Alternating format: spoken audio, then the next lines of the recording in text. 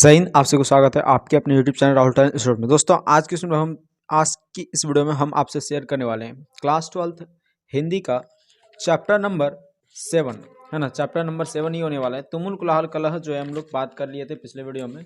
इस वीडियो में हम लोग जो है क्या करने वाले हैं तो पुत्र वियोग का हिंदी एक्सप्लेनेशन देखेंगे। यानी ये जो आपका लाइन है, कविता है, इसको जो है आपको हिंदी में समझाया जाएगा इस वीडियो में। ठीक है, बहुत ही आसानी से आप समझ जाएंगे अगर आप अंत तक इस वीडियो को देखते हैं ना। तो इस कविता से जितना भी क्वेश्चन बनता है उस सभी को सब्जेक्टिव क्वेश्चन को कर लेंगे एंड ऑब्जेक्टिव क्वेश्चन को कर लेंगे, और इसका भावार्थ भी 5 नंबर का पूछता है, वो भी आप कर लेंगे अगर आप अंत तक बने रहिए बस वीडियो को। ठीक है, ज़्यादा लंबा वीडियो नहीं होने वाला है, आप ध्यान से देखिए।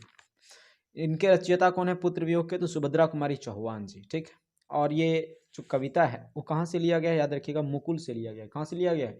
इन्हीं की कृति है मुकुल, जो कि कविता संग्रह है। ठीक, यहीं से लिया गया, बस इतना सा आपको ध्यान रख करके चलना है। और मुकुल जो है बहुत इंपॉर्टेंट है क्योंकि हिंदी साहित्य सम्मेलन इन पे प्राप्त हुआ था 1930 ईस्वी में, और सेक्सरिया पुरस्कार भी इन्हें प्राप्त हुआ था मुकुल पे। ठीक है चलिए, पुत्र वियोग है ना, थोड़ा सा इंट्रोडक्शन देख लेते हैं। पुत्र वियोग जो है आखिर इसमें हम लोग पढ़ेंगे किसके बारे में? तो याद रखिएगा, पुत्र वियोग जो है ना कविता, पुत्र वियोग में मेनली कवियत्री सुभद्रा कुमारी चौहान जी पुत्र वियोग में क्या दर्शाएं तो अपने पुत्र का असामयिक निधन, ना केवल अपने पुत्र यानी कि अपने किसी भी एक माँ का, जब अपना उनका पुत्र तो असामयिक उनका निधन हो जाता है तो उसके बाद कैसा मतलब स्थिति हो जाता है उनके माँ का, उनकी माताओं का, तो वही स्थिति को दर्शाते हुए वो जो है कविता लिखते हैं पुत्र वियोग। ठीक है, और इसमें स्पेशली वो बता रहे हैं कि उनके पुत्र का निधन हो जाता है असामयिक रूप से। असामयिक का मतलब होता है समय से पहले। ठीक है, समय से पहले, जैसे समय होता है निश्चित उम्र की, निधन का लगभग हम लोग अभी मान के चलते हैं 80 वर्ष, 90 वर्ष, 100 वर्ष है ना, लेकिन 12-13 वर्ष में निधन हो जाना, 15-20 साल में निधन हो जाना, ये क्या है? असामयिक निधन है पुत्र का। ठीक है, तो कवित्री के पुत्र का निधन हो जाता है असामयिक रूप से। और कवित्री की एक पुत्री थी जिनका नाम था सुधा चौहान। उन्होंने क्या किया था, इनकी जीवनी लिखी थी मिला तेज से तेज नामक पुस्तक में। ठीक है, भारतीय तटरक्षक सेना विभाग ने इनको पुरस्कृत भी किया था। ठीक, डाक टिकट भी जारी किया था इन पर। खैर वो सब चीज़ अलग है, वो अगर आप चाहें तो दूसरा वीडियो देख भी सकते हैं, हम बना दिए हैं पूरा डिटेल में। ठीक है, अगर आप कहेंगे कि फिर से बना दीजिए तो तुरंत बना देंगे, आप कमेंट बस करिए। ठीक है, आपके कमेंट का जवाब हम वीडियो से देंगे। ठीक, चले पुत्र वियोग देखते हैं। फिलहाल अभी आपको ये समझाते हैं, ठीक, बिना बकैती किए। देखिए, आज दिशाएं भी हंसती है। कवित्री क्या बोल रही है कि मेरा पुत्र जो है निधन हो गया, मेरे पुत्र का असामयिक निधन होने के कारण। अब वो बोल रही है आज दिशाएं भी हंसती है। बोल रहा है आज दिशाएं हंसती है, मतलब हर्षोल्लास छाया हुआ है पूरे दिशाओं में, चारों दिशाओं में है उल्लास विश्व पर छाया। पूरे विश्व पर उल्लास का माहौल छाया हुआ है। पूरे विश्व पर उल्लास का माहौल छाया हुआ है। आज दिशाएं यानी चारों दिशाएं हंस रही है। चारों दिशाएं क्या हो रही है? हंस रही है, यानी खुशियां मना रही है। मेनली याद रखिएगा ये हुआ इसका मतलब। ठीक है, चारों दिशाएं क्या हो रही है? हंस रही है, यानी कि खुशियां मना रही है। ठीक, चलिए अगला लाइन देखिए। अगला लाइन है मेरा खोया हुआ खिलौना अब तक मेरे पास ना आया। क्या बोल रहा है कि मेरा खोया हुआ खिलौना अब तक मेरे पास ना आया, मतलब मेरा जो खोया हुआ खिलौना था वो अभी तक मेरे पास नहीं आया। मतलब खिलौना का मतलब क्या हुआ? यानी अपने पुत्र को वो खिलौना कहे हैं। कवित्री अपने पुत्र को खिलौना से संबोधित करते हुए कह रहे हैं कि आज चारों दिशाओं में हंसी खुशी का माहौल है, हर्षोल्लास का माहौल पूरे विश्व पर छाया हुआ है, लेकिन मेरा खोया हुआ खिलौना अब तक मेरे पास नहीं आया है। ठीक है, अगला है देखिए। अब आगे क्या लिख रही है? बोल रही है शीत ना लग जाए इस भय से। बोल रही है कि शीत ना लग जाए, मतलब ठंड ना लग जाए इस डर से नहीं गोद से जिसे उतारा।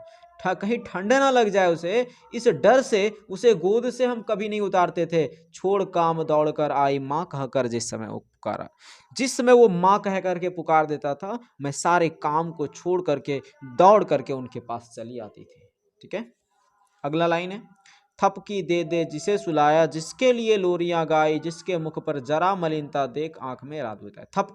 थपकी दे दे जिसे सुलाया, मतलब थपकी उसे दे दे करके उन्हें क्या किया जा रहा है? लोरियां गा कर करके उन्हें सुलाया जा रहा है। यानी सुलाते थे वो, मतलब कवित्री जो अपने पुत्र को लोरियां गा करके थपकी दे दे करके सुलाती है, लेकिन उनके मुख पर जरा सा मलिनता मतलब दुख का बादल होता है। ठीक है, तो थोड़ा सा जो है दुखता का मतलब देख करके उसके मुख पर पूरे आंख में देख देख करके रात बिता देती थी, जग करके पूरे रात बिता देती थी। वही बोल रही है, थपकी दे दे जिसे सुलाया, जिसके लिए लोरियां गाई, जिसके मुख पर जरा मलिनता देख आंख में रात बिताई। मतलब थपकी दे दे करके हम उसे, जिसे हमने सुलाया, जिसके लिए हमने लोरियां गाई, जिसके मुख पर थोड़ा सा जो है दुख का बादल छाया हुआ देख करके पूरे रात जो है जग करके हम बिता देती थी।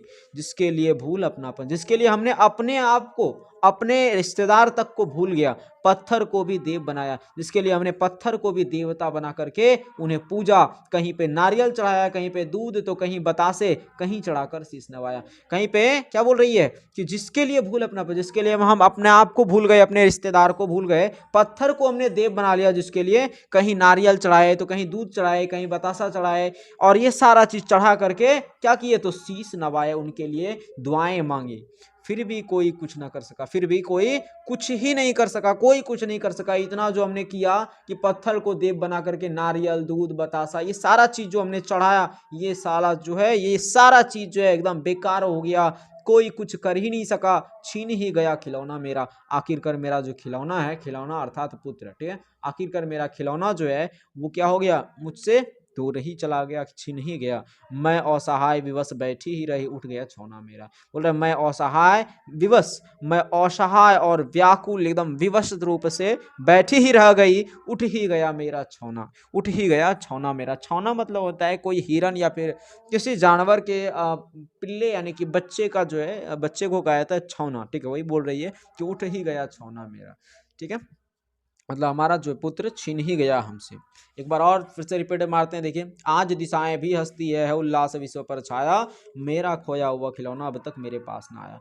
आज चारों दिशाओं में हर्षोल्लास का माहौल है, पूरे विश्व पर हर्षोल्लास का माहौल छाया है, चारों दिशाएं आज हर्ष हो खुशी में डूबी हुई है। मेरा खोया हुआ खिलौना अब तक मेरे पास ना आया, मेरा खोया हुआ पुत्र, मेरा खोया हुआ खिलौना अब तक मेरे पास नहीं आया है। शीत ना लग जाए इस भय से नहीं गोद से जिसे उतारा, उसे कहीं ठंड ना लग जाए इस डर से उसे हम गोद से नहीं उतारते थे। छोड़ काम दौड़कर आई माँ कहकर जिस समय पुकारा, जिस समय वो माँ कहकर पुकारते थे, मैं सारा काम छोड़ करके दौड़ करके चली आती थी।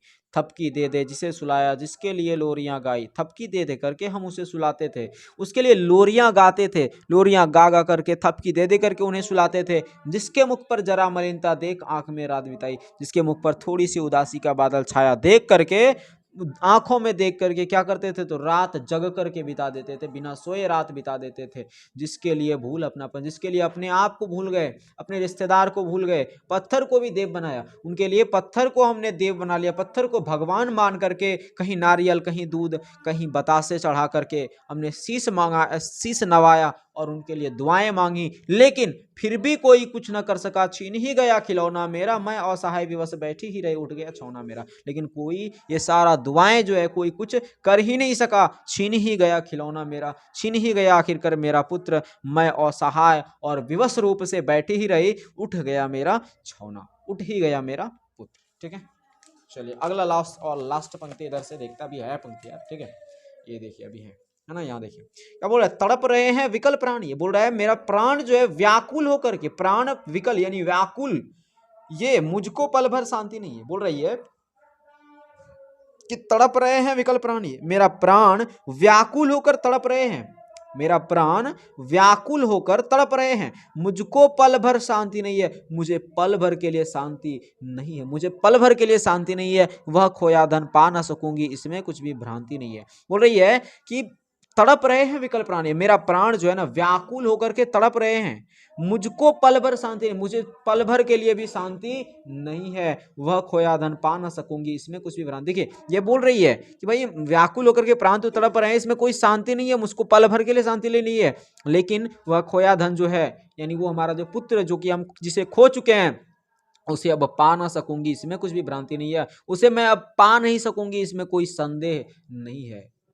अगला है फिर भी रोता ही रहता है नहीं मानता है मन मेरा, बड़ा जटिल निरस लगता है सुना सुना जीवन मेरा।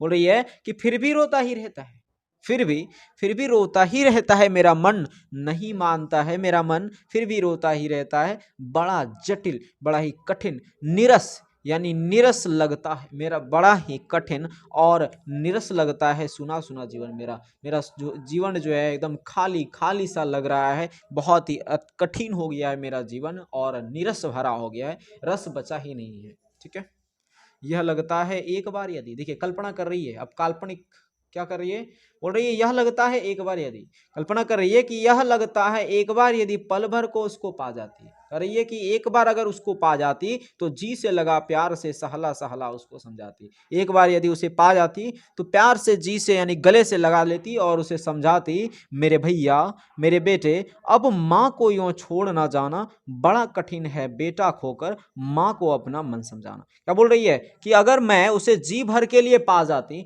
तो उन्हें प्यार से जो है उसका सर सहला सहला करके उनको समझाती, क्या समझाती कि मेरे भैया मेरे बेटे अब माँ को यूं छोड़ ना जाना, अब माँ को जो है ऐसे ही छोड़ मत जाना, बड़ा कठिन है बेटा खोकर, कह रही है कि बड़ा ही कठिन होता है बेटा खोकर माँ को अपना मन समझाना। अगला देखिए लास्ट पंक्ति है और बहुत ही जबरदस्त पंक्ति है, बोल रही है कि बहुत एकदम गहराई से बोल रही है कि भाई बहन भूल सकते हैं, कह रही है कि तुम्हें भाई बहन कुछ समय के बाद हो सकता है कि तुम्हें भाई बहन जो है भुला दे, पिता भले ही तुम्हें भुलावे किंतु रात दिन की साथिन माँ कैसे अपना मन समझावे। क्या बोल रही है कि भाई बहन कुछ समय के साथ जो है, कुछ समय के बाद जो है हो सकता है तुम्हें भुला दे, पिता हो सके, पिता हो सके कि तुम्हें भुला दे, किंतु रात दिन की साथिन माँ, किंतु रात दिन साथ रहने वाली माँ कैसे अपना मन समझावे। ठीक है, तो ये हो गया पंक्ति हमारा, और ये पंक्ति जो है कविता पुत्र वियोग से रचित है। ठीक, पुत्र वियोग कविता है जो कि मुकुल नामक काव्य संग्रह से लिया गया, याद रखिएगा, सुभद्रा कुमारी चौहान द्वारा रचित है। ठीक, तो ये कविता का भी हम लोग एक्सप्लेनेशन देख लिए। ठीक, अगले वीडियो में हम लोग शमशेर बहादुर सिंह द्वारा रचित उषा का जो है एक्सप्लेनेशन देखेंगे। ठीक, उम्मीद करता हूँ आपको पुत्र वियोग का कविता का भावार्थ समझ में आ गया होगा। ठीक है, तो मिलते हैं हम लोग अगले वीडियो में, तब तक के लिए जय हिंद जय भारत।